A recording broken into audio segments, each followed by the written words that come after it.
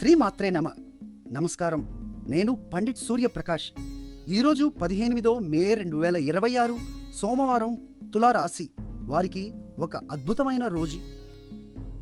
ఎందుకంటే మీ రాశికి అధిపతి అయిన శుక్రుడు, అంటే మీ జీవితానికి దిశానిర్దేశం చేసే గ్రహం, ఈరోజు 9వ భావంలో ఉన్నారు.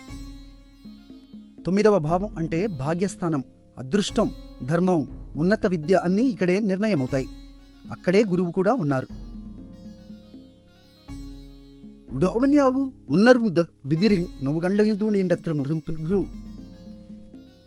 గురువు అంటే బృహస్పతి, జ్ఞానానికి దేవతల గురువు.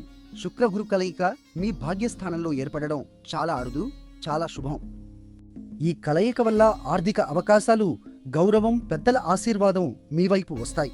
కానీ ఒక జాగ్రత్త. 8వ భావంలో అంటే అనుకోని మార్పుల స్థానంలో సూర్యుడు, బుధుడు, చంద్రుడు 3 గ్రహాలు కలిసి ఉన్నారు. కాబట్టి ఆరోగ్యం విషయంలో కొంచెం అప్రమత్తంగా ఉండండి. అనవసర ఆర్థిక రిస్క్లు తీసుకోకండి.